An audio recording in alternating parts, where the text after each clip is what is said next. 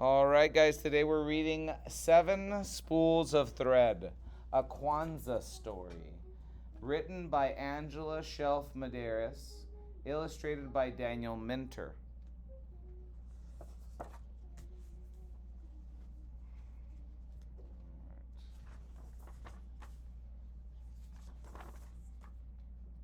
Sticks in a bundle are unbreakable. Think about that.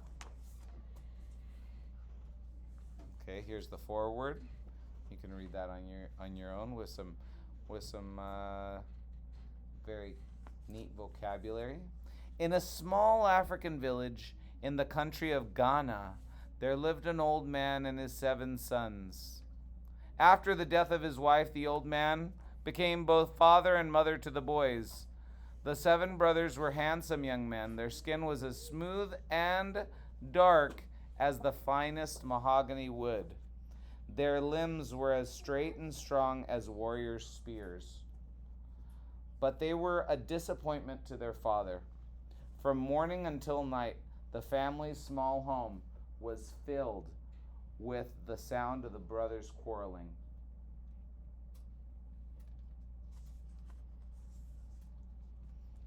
As soon as the sun brought forth a new day, the brothers began to argue. They argued all morning about how to tend to the crops. They argued all afternoon about the weather. "It's hot," said the middle son. "No, a cool breeze is blowing," said the second son. They argued all evening about when to return home. "It will be dark soon," the youngest said. "Let's finish this row and begin anew tomorrow." "No, it's too early to stop," called the third son. Okay. "Can't you see the sun is setting?" shouted the sixth son. And so it would continue until the moon beamed down and the stars twinkled in the sky. At mealtime, the young men argued until the stew was cold and the fufu was hard. "You gave him more than you gave me." "You gave him more than you gave me," whined the third son. "I divided the food equally," said their father. "I will starve with only this small portion on my plate," complained the youngest. "If you don't want it, I'll eat it," said the oldest son. He grabbed a handful of meat from his brother's plate. "Stop being so greedy," said the youngest. And so it went on every night. It was often morning before the 7 brothers even finished dinner. One sad day, the old man died, their father, and he was buried. At sunrise the next morning, the village chief called the brothers before him. "Your father has left an inheritance," said the chief. The brothers whispered excitedly amongst themselves. "I know my father left me everything because I'm the oldest son," said the oldest. "I know my father left me everything because I'm the youngest son," said the youngest. "He left everything to me," said the middle son. "I know I was his favorite." Said his second son. "Everything is mine." The brothers began shouting and shoving. Soon all the 7 were rolling around on the ground, hitting and kicking each other. "Stop that this instant," said the chief. The chief shouted. The brothers stopped fighting. They shook the dust off their clothes and sat before the chief, eyeing each other suspiciously. "Your father has decreed that all of his property and possessions will be divided among you equally," said the chief. "But first, by the time the moon rises tonight, you must learn how to make gold out of these spools of silk thread. If you do not, you will be turned out of your home as beggars."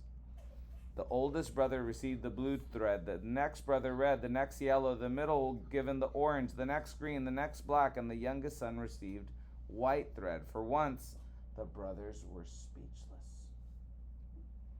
The chief spoke again. From this moment forward, you must not argue among yourselves or raise your hands in anger towards another. If you do, your father's property and all his possessions will be divided equally among the poorest of the villagers. Go quickly. You have a little time.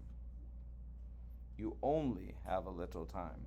The brothers bowed to the chief and they hurried away. They had to make gold out of the spools of... Thank you to those paying attention. When the 7 Ashanti brothers arrived at their farm, something unusual happened. They sat side by side, from the oldest to the youngest, without saying anything unkind to each other. My brothers, the oldest said after a while, let us shake hands and make peace among ourselves. Let us never argue or fight again, said the youngest brother. The brothers placed their hands together and held each other tightly. For the first time in years, peace rested within the walls of their home. My brothers, said the third son quietly, surely your father would not turn us into the world as beggars. I agree, said the middle son. I do not believe our father would have given us this task of turning thread into gold if it were impossible. Could it be, said the oldest son, that there might be small pieces of gold in this thread? The sun beamed hotly overhead. Yellow streams of light crept inside the hut. Each brother held up his spool of thread. The beautiful colors sparkled in the sunlight, but there were no nuggets of gold in these spools. I'm afraid not, my brother, said the sixth son, but that was a good idea. Thank you, brother, said the oldest. Could it be, said the youngest, that by making something from this thread we could earn a fortune in gold? What do you guys think? Do you guys think that's a good idea? Yeah. Perhaps we could make it in, said the oldest, we could make cloth out of this thread and sell it. I believe we can do it. This is a good plan, said the middle son, but we do not have enough of any one color to make a full bolt of cloth. What if, said the third son, we weave the thread together to make a cloth of many colors? But our people do not wear cloth like that, said the fifth son. We wear only cloth of one color. Maybe, said the second, we can make a cloth that is so special everyone will want to wear it. My brothers, said the sixth son, we could finish faster if we all work together. I know we can succeed, said the middle son. The 7 Ashanti brothers went to work. Together they cut the wood to make a loom. The younger brothers held the pieces together while the older brothers assembled the loom. The loom is what makes threads into cloth. Okay? They took turns weaving cloth out of their spools of thread. They made a pattern of stripes and shapes that looked like the wings of birds. They used all the colors: blue, red, yellow, orange, green, black, and white.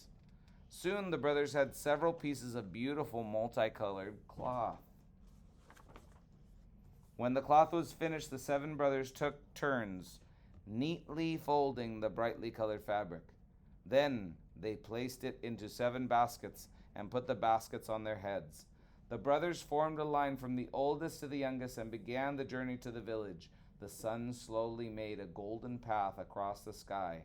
The brothers hurried down the long, dusty road as quickly as they could. Are they doing a good job so far? Yes. Are they working together? Yes. As soon as they entered the marketplace, the 7 Ashanti brothers called out, "Come and buy the most wonderful cloth in the world. Come and buy the most wonderful cloth in the world." They unfolded a bolt and held it up for all to see. The multicolored fabric glistened like a rainbow.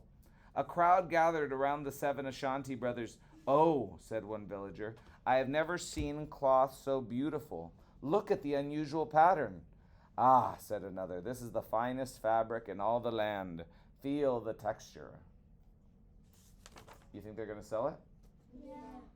The brothers smiled proudly. Suddenly, a man dressed in magnificent robes pushed his way to the front of the crowd. Let me get over here. Everyone stepped back respectfully. It was the king's treasurer. He rubbed the cloth between the palms of his hands. Everybody do this. Then he held it up to the sunlight. Hold it up. What a thing of beauty, he said, fingering the material. This cloth will make a wonderful gift for the king. I must have all of it. The 7 brothers whispered together, hey, this is the gold, man. Get the gold. Yeah. Okay, how much? Cloth fit for a king, said the oldest, should be purchased at a price only a king can pay. It is yours for 1 bag of gold. I say gold. Sold, said the king's treasurer. He untied his bag of gold and spilled out many pieces for the brothers. The 7 Ashanti brothers ran out of the marketplace and back down the road to their village. A shining silver moon began to creep up in the sky, painting and dripping with sweat. The brothers threw themselves before the chief's hut. Oh, chief, said the oldest, we have turned the threads into gold. The chief came out of his hut and sat upon the stool. The oldest brothers poured the gold out onto the ground. Have you argued or fought today? Asked the chief. What do you think they answered? No. No, my chief, said the youngest. We have been too busy working together to argue or fight. Then have you learned the lesson your father sought to teach you? Said the chief. All that he had is now yours. The older brother smiled happily, but the youngest son looked sad. What about the poor people in the village? He asked. We receive an inheritance, but what will they do? What will the poor people do? Perhaps, said the oldest, we can teach them how to turn thread into gold. The chief smiled. You have learned your lesson very well. The 7 Ashanti brothers taught their people carefully. The village became famous for its beautiful, multicolored. Anybody? Who said cloth over here? Good job. And the villagers prospered. From that day on until this, the 7 Ashanti brothers have worked together, farming the land. And they have worked peacefully in honor of their father. The end. Y colorín colorado, este cuento se ha acabado. Thank you guys for paying attention to this wonderful story about working together, not arguing, not making a ton of noise, working. Right? The end. Work hard and read every single Day.